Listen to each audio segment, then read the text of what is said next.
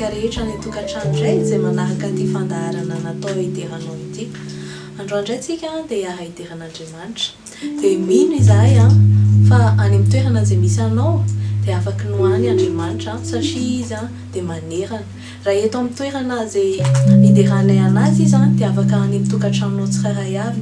N'aiza misy anao dia matokisy mino fa rehefa hidery ianao dia anatrika anao eo Andriamanitra. Tao ary.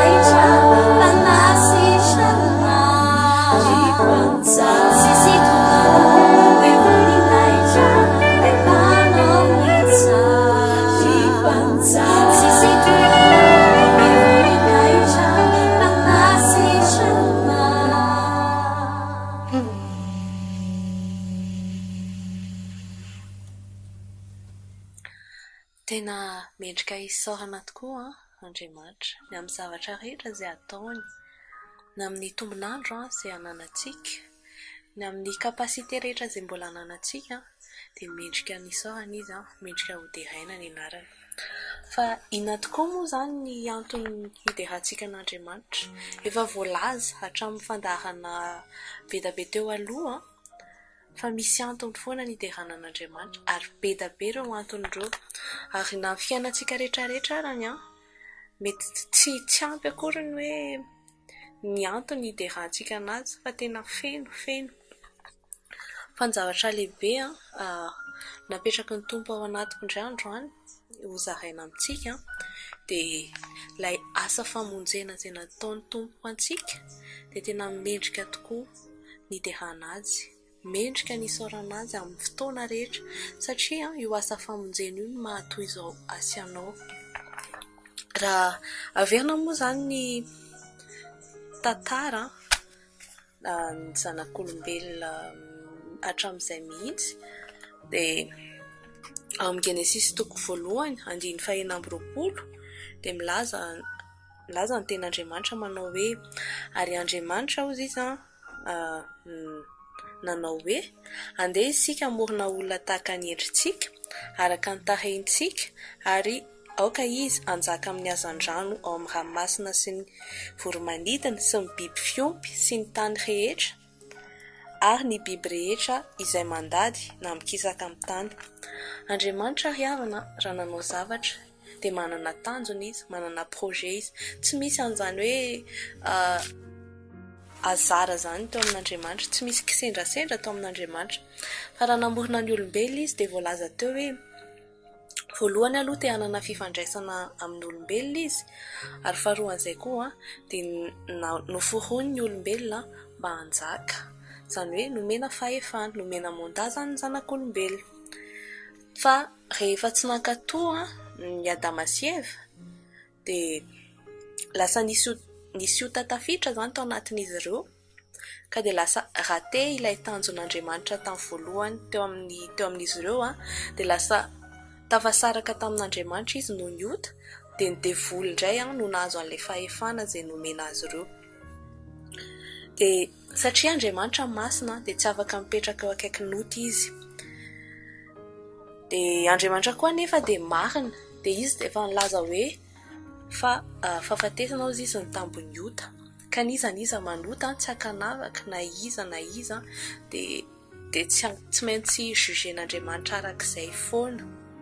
Dia nefany Andriamanitra dia fitiavana dia amin'ny mahafitiavana azy teo izy dia efa nitady hoe ahoana ny fomba hamerenana an'ilay plan tamin'ny voalohany, hamerenana ny zanak'olombelona ho tafiaraka aminazy indray. Izay ny voalaza ao amin'ny Jaona toko 7:20 efa haintsika rehetrarehetra hoe fa toy izao ny tiavan'Andriamanitra an'izao tontolo izao izy dia nomeny ny zanan'ilay tokana mba tsy ho very izay rehetra mino azy.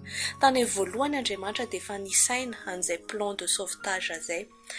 Raha ohatry hoe Adama sy Eva le avy ny découvrir hoe nanota zareo dia naika hihinana indray an'ilay hazo minaina l'arbre de la vie tao ampovoany sazany dia teo izy dia efa nisakana an'Andriamanitra satria fantatr'Andriamanitra fa raha hihinana an'io izy dia hijanona mpanota mandrakizay, izany hoe ho tafasaraka amin'Andriamanitra mandrakizay.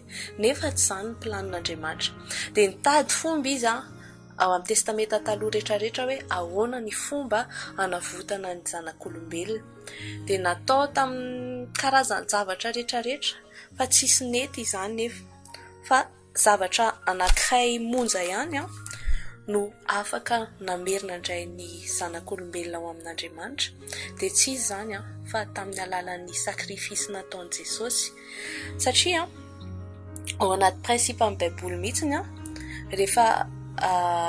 rehefa misy fahadisoana natao dia tsy maintsy misy sakrifisy ahafahan'Andriamanitra mipardonner an'ilay olona nanota iny. Dia izay ilay voalaza ao amin'ny Hébreu toko 7:7-20 hoe fa raha tsy misy raha latsaka dia tsy misy famelan-keloka. Io raha io indrindra no tiako zaraina aminareo indray andro satria misy zavatra lehibe fonosany tsy hoe nalatsalataka foana ny rahan'i Jesosy fa misy antony daholo ny zavatra rehetra araka lazaiko teo. Dia raha ohatra ny hoe mamaky tsika ao amin'ny tantaran'ny Levitikosy 19:4 dia prinsipa ao anaty baiboly milaza hoe tsy maintsy alatsaky ny 7 ny rà, dia izay vao afaka hoe tena tanteraka ny pardon zany, dia tanteraka ilay famonjena.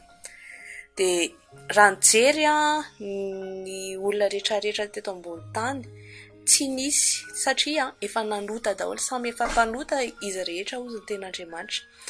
Dia satria raha vao avy amin'ny rahan'ny Adama dia raha misy ota daholo, fa ny Jesosy rery ihany no raha tsy misy kilemy, dia izay ihany zany no afaka nikasitran'Andriamanitra ahafahana mirachete indray ny zanak'olombelona. Dia nangavy any zanany izy hoe ianao ihany ozy izy ny afaka mamerina andreo aty aminahy, satria tena tesitra Andriamanitra hananota zanak'olombelona. Dia Jesosy rery ihany no afaka niapeze an'izay fahatezeran'izay. Dia Jesosy zany raha tonga teto dia nanatanteraka mission izy, dia izay nampatonga anazy tsy maintsy niaretany hatramin'ny farany ny zavatra rehetra ahatonga le mission ataony ho tanteraka. Dia araka ny lazaiko teo tsy maintsy nalatsaka ny 7 ny rà, zay vao tena hoe tanteraka le asa famonjena. Dia ny etapy voalohany tamin'ile fanavotana nataon'i Jesosy io zany dia le rà latsaka tao amin'ny Getsemane, satria tao anaty sahedena ny atombohan'ny korotana rehetrarehetra, tao anaty sahedena no nahampisaraka ny olombelona tamin'Andriamanitra. Dia tao anaty sahedena ihany koa Jesosy no namerina ny zavatra rehetra. Rehefa nandeha izy efa alohan'izy ho faty tamin'io dia tena niasa saina be izy, nandeha mivavaka. Dia miady zany nofony sy ny fanahy tamin'io, tena nisy ady tsaina lalina mihitsiny, satria ny nofony efa mifantatra hoe ho faty izy dia tsy te ho faty amin'ny maha olombelona, satria izy tonga olombelona ihany koa. Dia nefa ny fanahiny hoe tsy maintsy mantanteraka ny sitrapon'Andriamanitra, izay le mission nampanaovina anazy. Dia niady ny sainy teo dia rehefa nivavaka izy dia tsemboka, dia ny atsembohany iny nivadika rà. Izay le raha latsaka voalohany. Io raha latsaka voalohany io dia mamerina antsika ahafahantsika mahatanteraka ny sitrapon'Andriamanitra.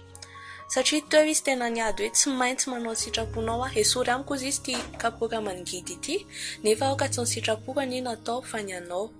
Dia teo Jesosy tena niady izy ho antsika, hozy izy hoe raha ohatra ny hoe tsy mahatanteraka an'ity dia ho very ny zanak'olombelona, ho very izy raha ohatra ny hoe tsy manao ny sitrapon'Andriamanitra, tsy afaka ny manao ny sitrapon'Andriamanitra. Dia tamin'ny alalan'io rahan'i Jesosy io namerina ny olombelona indray ho afaka manao izay sitrapon'Andriamanitra izay. Izany hoe amin'ny alalan'io rahan'i Jesosy atao a Getsemane io dia afaka maresy ny nofontsika isika.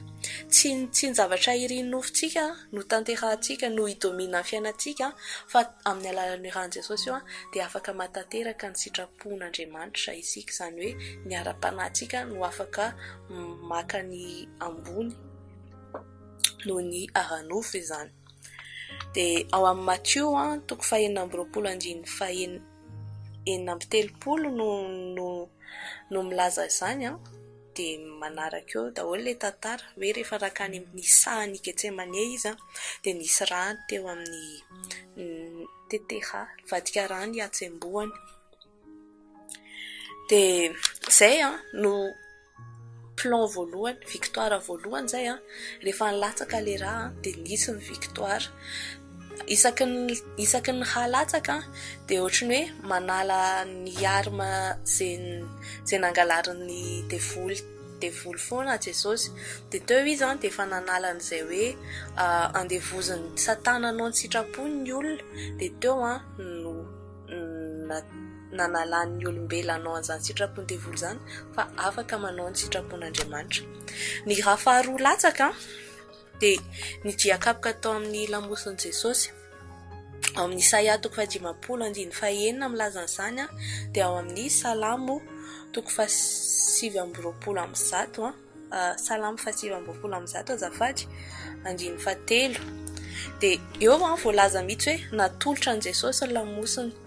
Tena izy mihitsiny no nanolotra an'le izy tam'le romanina zay nivelana azy. Ary tena noratrana mafy, tsy maintsy atao zany zay misy hoe raha latsaka very be da be. De inona moa zany ny dikan'izany? Voalohany aloha lamosina natao hitondra ireo enta mavesatra rehetra. Noho zany tamin'ny alalan'io raha Jesosy tamin'ny lamosina io de afaka ho afaka amin'izany enta mavesatra anao zany izy. Raha teo efa niteny hoe makanesa ty amiko izy ianareo zay miasa fatratra sy mavesatra entana fa izao anome anareo fitsahana. De faharoany raha hoe manolotra lamosina zany moa zany ohatrany hoe sinana hoe defete, hoe misy faharesena na koa ianao andevy fa tsy tompony tenanao de zany zavatra rehetra zany de efa tsy maintsy nataon' Jesosy mba hahatonga antsika andresy amin'ny zavatra rehetra, amin'ny lafiny zavatra rehetra eo amin'ny fiainana, mba hahatonga antsika tsy ho andevy na inona intsony. Mety hoe tsy haiko hoe inona ny zavatra mamatotra anao de tsarovy fa le raha zay nalatsaka tamin'ny alalan'ny lamosiny Jesosy de afaka ny ampatonga anao andresy, afaka ny anafaka anao amin'izany famatorana rehetra zany na inona karazana. De ny anankiray zay efa fantatsika koa de ny hoe diakapoka tamin'i Jesosy no nentina nanasitranana antsika. 7-telopolo no kapohany Jesosy, 7-telopolo latsaka ny raha teo amin'ny lamosiny.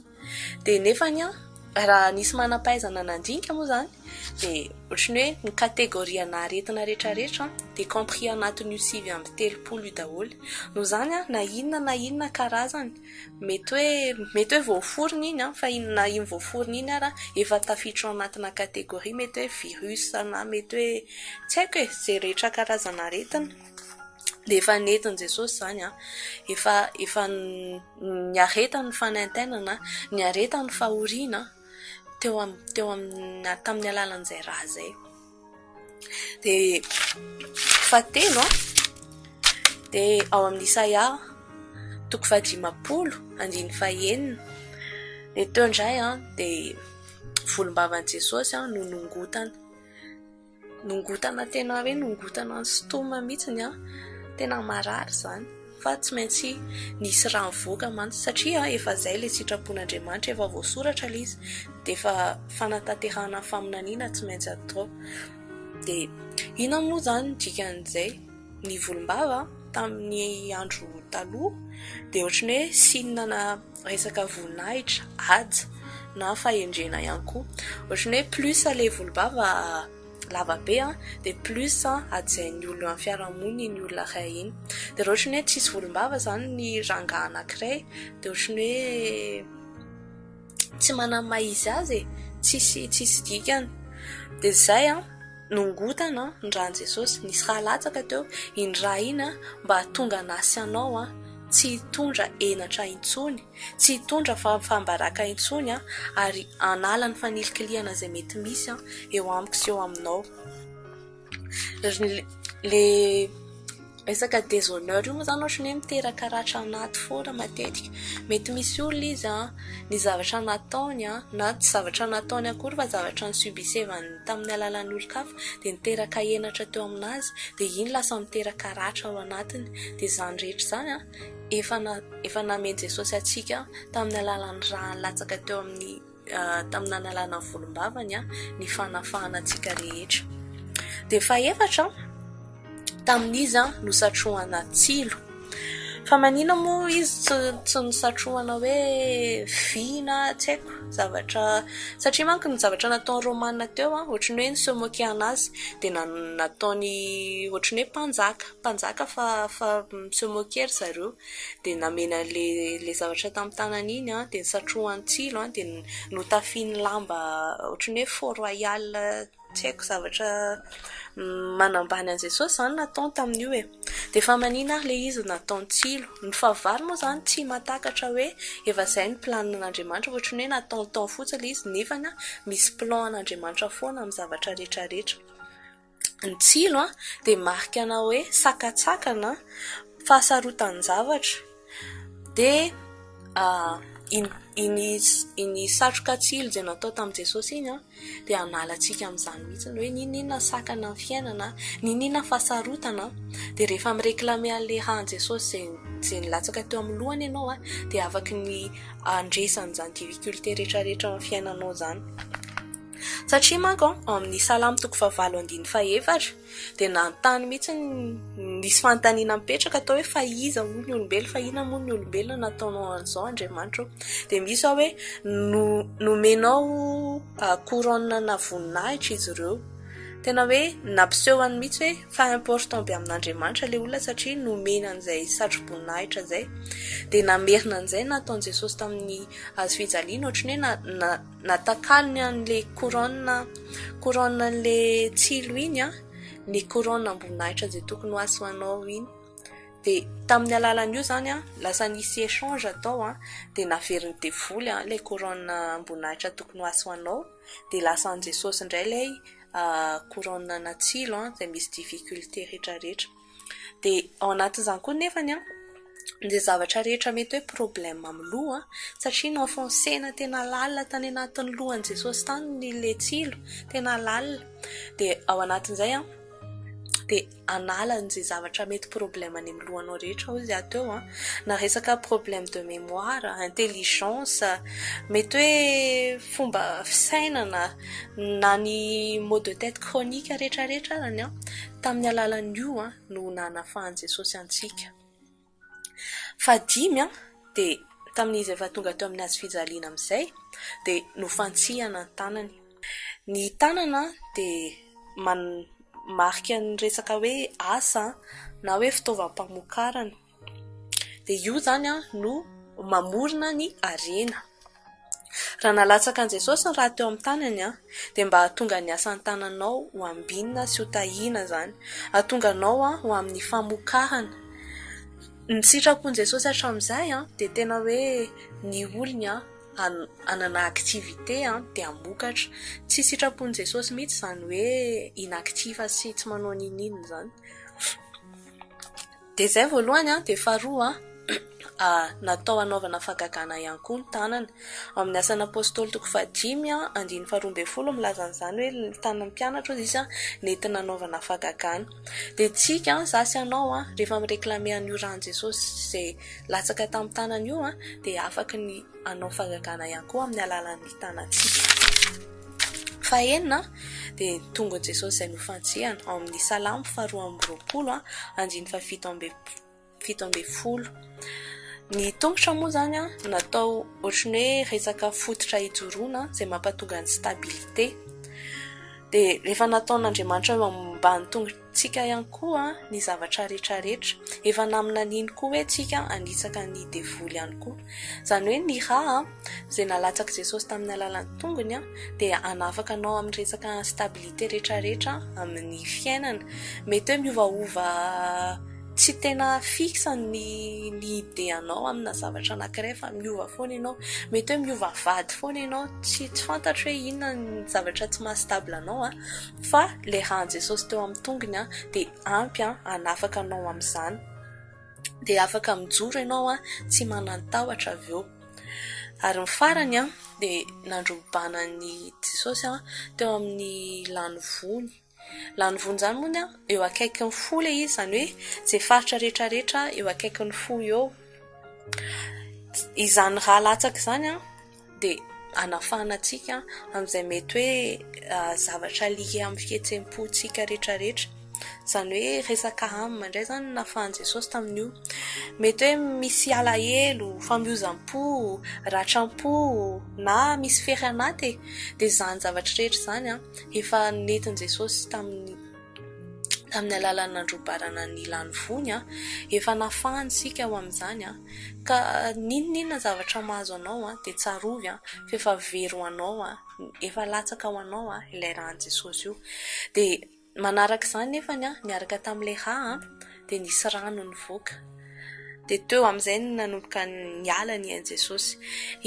Iny rano iny dia symbolena hoe resaka hoe famerenana an'ilay aina izay very tao amin'ny sahidiny satria fahafatesana ny tambony ota. Dia naverin'i Jesosy ilay aina dia izay mampatonga antsika afaka manana ny fiainana mandrakizay. Raha fitiana izany ny riavana dia ny ran'i Jesosy nalatsaky impito dia nanafaka antsika tamin'ny zavatra rehetrarehetra amin'ny lafim-piainantsika rehetrarehetra satria ny zavatra nataony devoly rehefa nahazo fahefana izy dia ny atake amin'izay momba antsika rehetra hatrany tapindoka hatrany paladia ao anatin'ny amantsika, anatin'ny korantsika dia ny fanahintsika izany hoe les composants ny vatana ny vatan'olombelona mihitsy natakeny devoly daholo fa izay nefany no restauren'i Jesosy tamin'ny alalan'ny raha latsaka impito. Dia isaky misy problème ianao dia tsarovy fa efa nalatsaka an'i Jesosy ny hany mba hamahana an'izany, mba hanafana anao. Tao anatin'ny ran'i Jesosy no nisy ny fanafahana rehetrarehetra. Ka izany zavatra rehetra izany ohatrany hoe tsy latsalatsapoana ny ran'i Jesosy fa ahatonga antsika hanana fiainam-pahasoavana, hiaina amin'ilay fiainana izay efa nokasain'Andriamanitra antsika hatramin'ny voalohany. Noho izany tena mendrika no deraina, mendrika no isaorana izy, mendrika ho tsaroana foana izany asa famonjena lehibe tena hoe parfait, l'œuvre parfaite dia tena hoe rariny loatra raha zasy anao andeha hidera azy. Dia ndao tsika isaintsaina zao hoe ohatrinao namarina moa izany ilay zavatra nataony. Amin'ny alalan'ity hira izay hoentinay ity dia mitantara izy hoe fahoriana lehibe nentin'i Jesosy mba hahatonga anazy tsy anao ho voavonjy indray. Ndao arany hiara isaintsaina izany hiaraka aminay.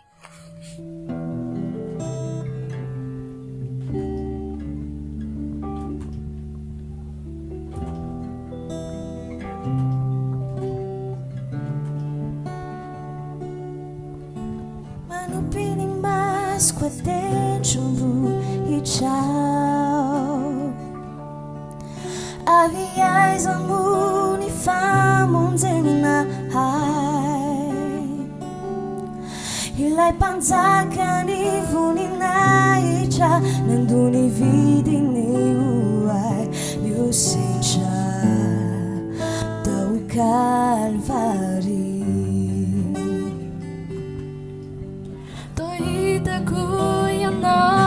Fantsika le tungo ciao te vuole funa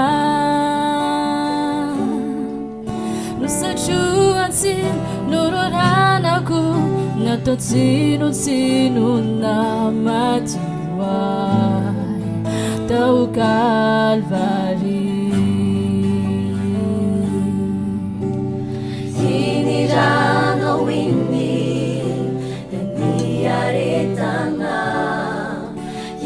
Yazo fizalini Zema vitamina Fayanga vireria Yaloya Nuna vitisa Sinilano winni Beni aretanda Hila yazo fizalini Vitamina Fayanga vireria Yanoya Nuna vitisa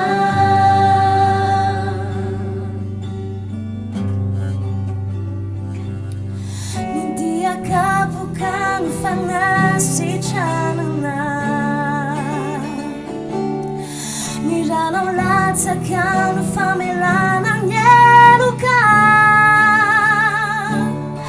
Yanao lai vato izay nolarin'olona Nifatonga fezo Sanakotry na diamanitra Inirano inni na niaretana Ilay azo fizalini De mafitamina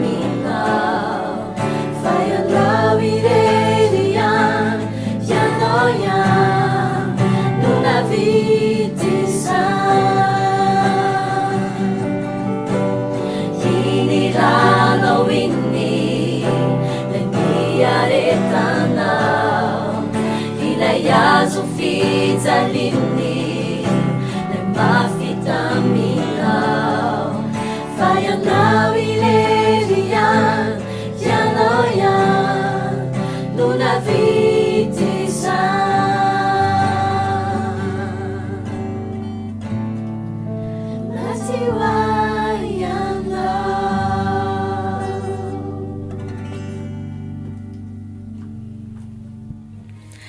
ie tena efa vitan' jesosy tokoa ny zavatra rehetrarehetra fa ny takiny amiko sy aminao a dia ny finoana ihany mila mino ianao a fa nataony anao zany nataony ho ahy zany tsy nataony ho an'ny zavatra hafa le izy fa noho ny fitiavan'ny olombelona dia nataony izany io a tahaka ny ohatrany hoe efa mpaheny efa nalohan'i jesosy ny facture fa ianao no mila mampirehatra ny interrupteur zay vao afaka tonga ao aminao le jiro le fazavana dia ohatr'izay koa miandry hetsika avy aminao jesosy dia zay vao afaka ny tanteraka eo amin'ny fiainanao io dia tsy inona zany fa ny finoana dia satria efa vita n'le izy dia inona tokoa raha ny avalintsika an'izany soa rehetra izay nataon'ny tompo tamintsika izany mendrika ny hidera izy andaontsika hiderasy ny fiderantsika dia endrika anankiray famaliana soa ho an'izany œuvre nataon'Andriamanitra ao antsika izany davary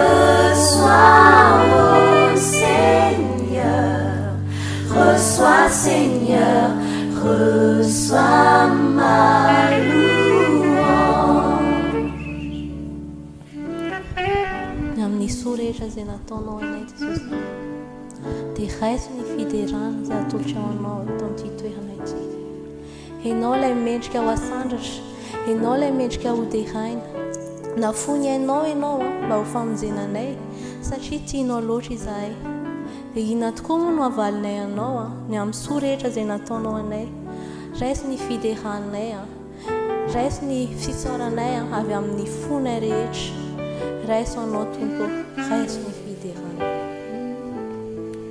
halleluja inona no avalinao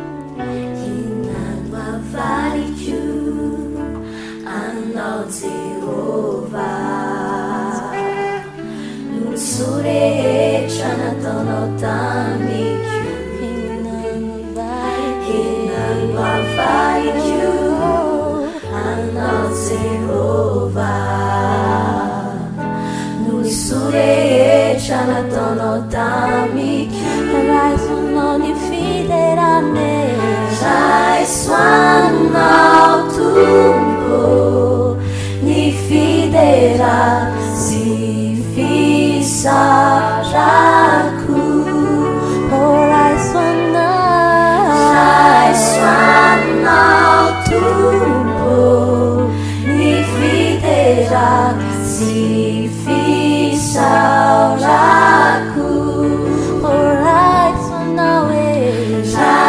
raisoanao tombo ny fidera sy fisarako raisoanao jesosy raisoanao tombo ny fidera sy fisarako.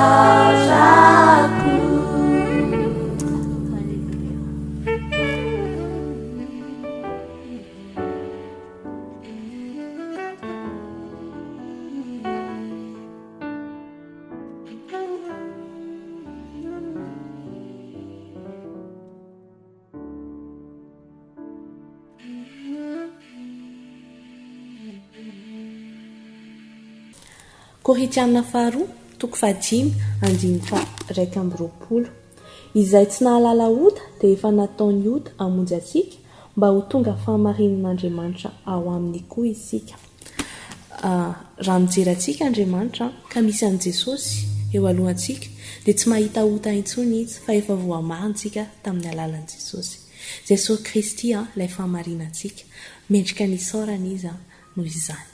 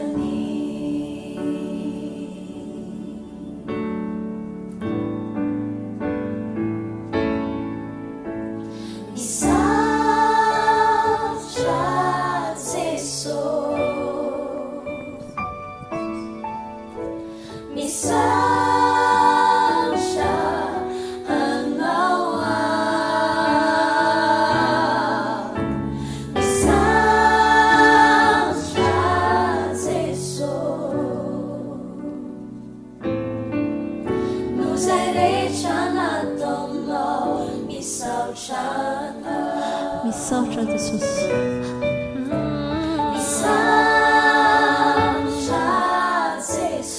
Misaotra anao misaotra